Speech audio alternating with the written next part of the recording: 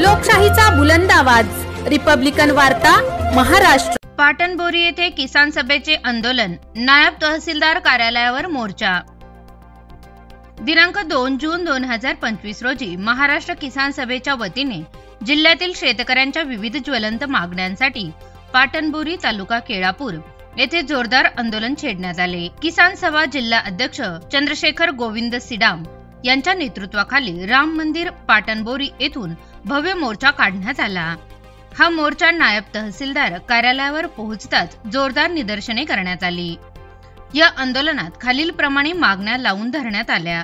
त्यात प्रामुख्याने शेतकऱ्यांची संपूर्ण कर्जमाफी करण्यात यावी, पिकांची नुकसान भरपाई तत्काळ द्यावी, वन व गायरान जमिनीचे पट्टे मंजूर करण्यात यावेत, वन अधिकारी कायद्याची प्रभावी अंमलबजावणी करावी, 2 वैध पुराव्यांच्या आधारे वन जमिनीचे पट्टे मंजूर करावेत, वन जमिनीवर ट्रॅक्टरने मशागत करण्यास परवानगी द्यावी, पाटणबोरी व परिसरातील वारंवार होणाऱ्या वीज पुरवठ्यातील अडचणी दूर करून जबाबदार अधिकाऱ्यांवर कारवाई करावी, घरकुल लाभार्थींना मोफत वाळूचा पुरवठा करावा, निराधार योजनेतील रखडलेले मानधन लाभार्थ्यांना त्वरित वितरित करावे आदी मागण्यांचे निवेदन तलाठ्यांच्या माध्यमातून तहसीलदार यांना सादर करण्यात आले। यावेळी भाषण करताना चंद्रशेखर सिडाम यांनी सरकारच्या शेतकरी विरुद्ध धोरणांचा तीव्र निषेध व्यक्त केला व शेतकऱ्यांच्या हक्कासाठी संघर्ष तीव्र करण्याचे आवाहन केले। मोर्चात प्रकाश संकरवार, भाऊराव टेकाम, हुसेन अत्राम, पांडुरंग टेकाम, सुरेखा बिरकुलवार, भीमराव अत्राम, भीमराव मेसराम, रजनी मिचकंटीवार, दत्ता नैताम, लक्ष्मण अत्राम, उद्धवराव मडपाची, देविदास भेंडाळे, पंडित आवारी, देविदास सिडाम, मारुती कुमरे, अमोल शेंद्रे, संदीप सुरपाम, प्रशांत लसंते, गजू वहिले, बापूराव माडवी यांच्यासह शेकडो कार्यकर्ते सहभागी झाले होते। हा लढा केवळ मागण्या सादर करण्यापुरता मर्यादित नसून शेतकऱ्यांच्या न्याय हक्कासाठी सुरू झालेल्या दीर्घकाळाचा संघर्ष असल्याचे किसान सभेने स्पष्ट केले आहे।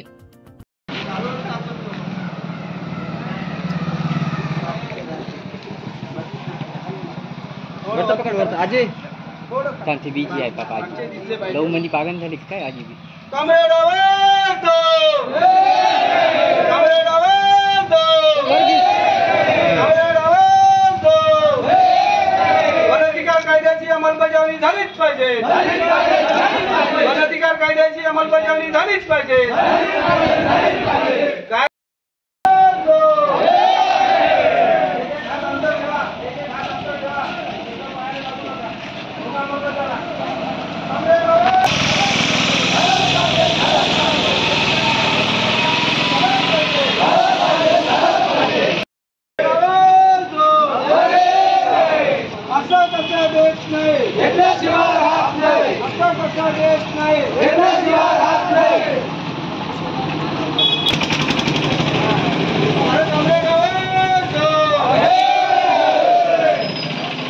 शेतकऱ्यांचा सरसकट कर्जमाफ झालाच पाहिजे, शेतकऱ्यांचा सरसकट कर्जमाफ झालाच पाहिजे।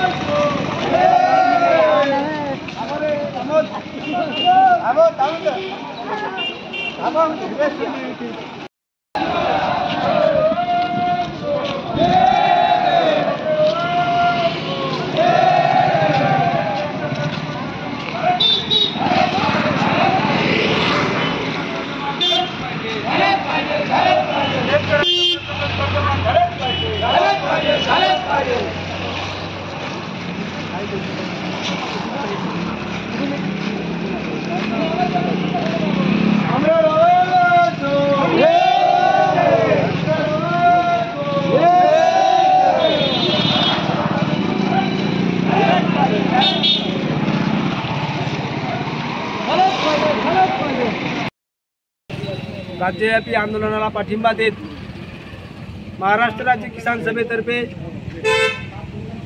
शेतकऱ्याच्या काही मागण्या घेऊन, अतिक्रमण जमिनीच्या मागण्या घेऊन पाटणबोरी येथील नायब तहसीलदार कार्यालय इथावर किसान सभेचा विचार असा मोर्चा काढण्यात आला।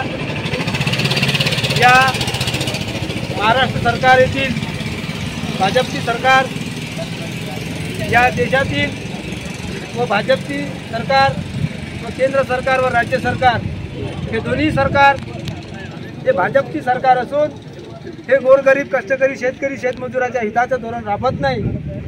मुठभर भांडवलदाराचं पाठराखण करणारं हे सरकार आहे. या देशाचा पोशिंदा राखणारा शेतकरी, या शेतकऱ्याचा अत्यंत बिकट परिस्थिती आहे.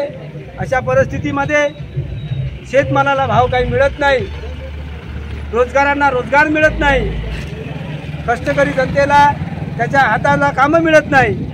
अशा परिस्थितीमध्ये हे सरकार आंधळं आणि बहिरं सरकार, आंधळं दळताय आणि कुत्रं पीठ खाताय अशा परिस्थितीतलं हे सरकार असून या सरकारला वटणीवर आणण्यासाठी या देशातील शेतकरी शेतमजूर कष्टकरी जनता किसान सभेच्या माध्यमातून इथं आज धडकलेली आहे.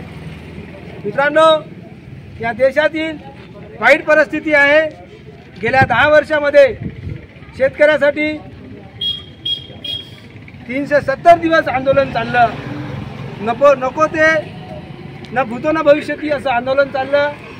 मात्र तीळभरही या शेतकऱ्याचं केंद्र सरकारी राज्य सरकारी चिंतन मंथन होताना दिसत नाही. अशी वाईट परिस्थिती शेतकऱ्याची आहे. तसंच या देशामध्ये वनजमिनीचा कायदा झाला. 13 डिसेंबर 2005चा कायदा झाला. कायद्याच्या अनुषंगाने अनुसूचित जाती जमाती व इतर पारंपरिक ज्या काही कसणाऱ्या वाहणाऱ्या जमिनी आहेत, जे लाभार्थी आहेत, त्या लाभार्थ्यांना मात्र कायदा होऊ नये त्यांच्या पदरी काही पडलं नाही. अनुसूचित जमाती काही मोजक्याच लोकांना त्यांचे दाव्याचे पट्टे मिळाले, परंतु इतर पारंपरिक जे लोक आहेत, जे वर्षोनवर्ष पिढ्यानपिढ्या त्या ठिकाणी राहतात, त्या गैर आदिवासी लोकांचा अजूनही विचार करण्यात आलेला नाही. आदिवासींचा विचार करून काही मोजक्या लोकांना त्यांना पट्टे मिळाले व अजूनही आदिवासी लोक वंचित आहेत.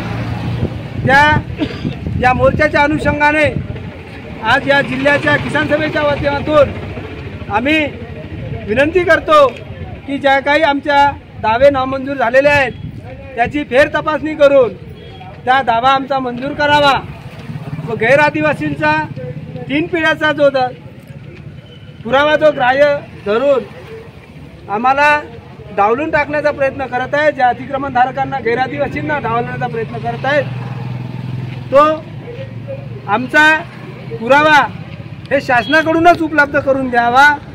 कारण जन्म मृत्यूची नोंद हे शासन स्तरावर मान्य आणि त्याची दखल घेत असून खरोखर 3 पिढ्याचा पुरावा माझा वडील माझा आजोबा हे कुठं जन्मला असेल हे मला माहीत नाही, परंतु जन्ममृत्यूची नोंद घेत असताना सरकारनं याची दखल घेऊन सरकारनं ते उपलब्ध करून द्यावा आणि कोतवाल बुकाची नक्कल ज्याप्रमाणे असते त्याचप्रमाणे आम्हाला 3 पिढ्याचा दाखला देऊन आमच्या गैर आदिवासी लोकांचा दावा मंजूर करावा किंवा कोणत्याही 2 पुराव्याच्या आधारावर गैर आदिवासींचा जो पुरावा जे दावा आहे तो दावा मंजूर करावा.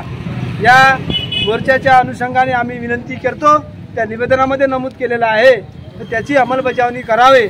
तसेच या महाराष्ट्रामध्ये जे काही घरकुल योजना आहेत त्या घरकुल योजनेच्या लाभार्थ्यांना पहिला हप्ता मिळतो, दुसरा हप्ता लांब मिळतो, तुरंत त्याला मिळाला पाहिजे.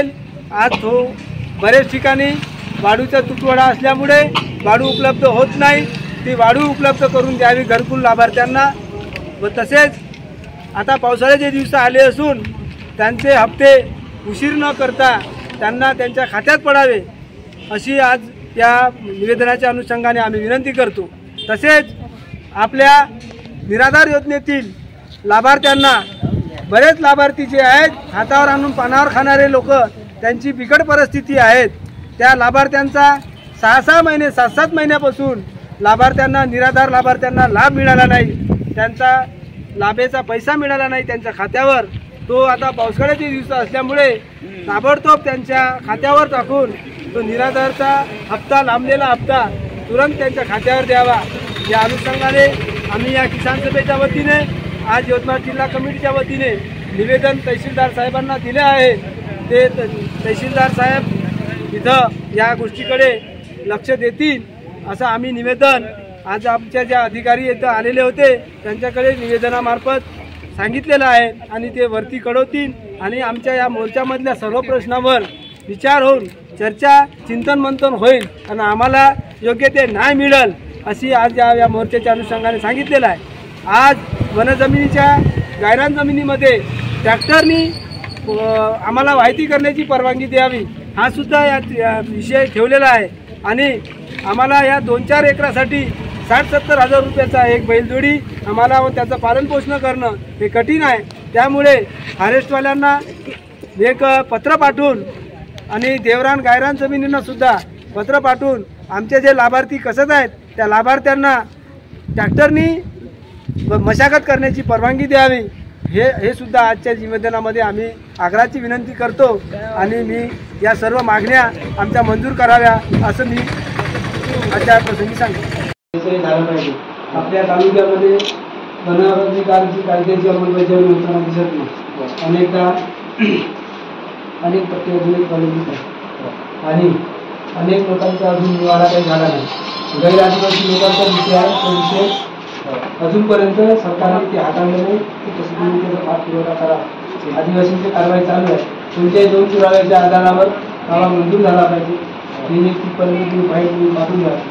हे वरिष्ठांसोबत बोलायचा विषय आहे, परंतु आज तुम्ही निवेदन घेता याच्यामुळे तुमच्याकडे आम्ही सांगत आहोत आणि विशेष करून आपल्या तालुक्यामध्ये जे काही आता ज्या खरीप हंगामामध्ये जे काही शेतकऱ्यांचं नुकसान झालेलं आहे त्या नुकसानाची भरपाई मिळाली पाहिजे। त्याचे पंचनामे करून जे काही बलिदाचे जे लोक आहेत त्यांचे जे सोयाबीन मूग, ज्वारी आणि काही जे पीक आहे ते पीक नुकसान झालेलं आहे त्याची भेटायला पाहिजे आणि आमच्या या किसान सभेच्या वतीनं शेतकऱ्यांचं सरसकट कर्जमाफ झालं पाहिजे असं म्हणणं आहे। कारण या सरकारनं निवडणुकीपूर्वी आम्हाला आश्वासन दिलं होतं का बाबा शेतकऱ्यांचं सरसकट कर्जमाफ करावं, परंतु आता जवळपास 1 वर्ष होते आहे अजूनही शेतकऱ्यांचं कर्जमाफ झालेलं नाही। हे शासनापर्यंत तुम्ही आमच्या आवाज पोचवावा। बाकी जे काही तालुक्यामध्ये जिल्ह्यामध्ये जे काही अतिक्रमण धारकाचे जे प्रश्न आहेत ते प्रश्न मार्गी लावून आम्हाला वनजमिनी किंवा देवरान जमिनी, गायस्थान जमिनी आहेत त्या जमिनी कसण्यासाठी ट्रॅक्टरची परवानगी द्या। कारण 2-3 एकरसाठी 60-70 हजार रुपयाचा कोणी बैल घेऊन तो त्याला वर्षभर पोसू शकत नाही। त्यासाठी ट्रॅक्टरनी परवानगी द्यावी, कारण 1 तासात 2 तासामध्ये तो 3 एकर नाटून चालला जाते आणि एकदा जर समजा जर असं झालं तर आमच्या ज्या अतिक्रमण धारकामध्ये निराशा एक होते आणि तो बैल देऊ शकत नाही, दुसऱ्याचा बैल कुणी देऊ शकत नाही, मागू शकत नाही। त्याच्यामुळे आमची नांगरण करण्यासाठी ट्रॅक्टरची परवानगी द्यावी असं आहे त्याच्यामध्ये। आणि विशेष करून गावागावामध्ये अनेक या गावाच्या परिसरामध्ये लाईनचा अपंडाव होते। कालही एका दुर्दैवी घटनेमध्ये काल एका मुलाचा मृत्यू झाला। 5 मिनिटासाठी लाईन गेली आणि तो नेमका दुरुस्ती करत होता आणि दुरुस्ती करता करता त्याचं तो तोंडाला म्हणजे हाताला म्हणा त्याला करंट लागल्यामुळे तो जागीच मरण झाला। 5 मिनिटासाठी लाईन गेली आणि परत लाईन आली, त्याला असं वाटलं नव्हतं का लाईन येईल त्याच्यामुळे। अशा ह्या विद्युतचा वारंवार लपंडाव होतो आणि याच्यामध्ये जनता हैराण आहे। या गोष्टीकडे सुद्धा विद्युत विभागाला त्याची लाईन का बरं जाते कारणे दाखवायला पाहिजे ना आम्हाला सुद्धा त्याचं कारण एवढ्या गोष्टी तुम्ही बोला साहेबांसोबत आणि याची काटेकोरपणे कारवाई करून आम्हाला या सर्वांचं उत्तर मिळालं पाहिजे अशी अपेक्षा करतो। आम्हाला वर्षी द्या। धन्यवाद। रिपब्लिकन वार्तासाठी केळापूर प्रतिनिधी Hanumant लसंते, Yavatmal. Subscribe now and press the bell icon. Never miss an update.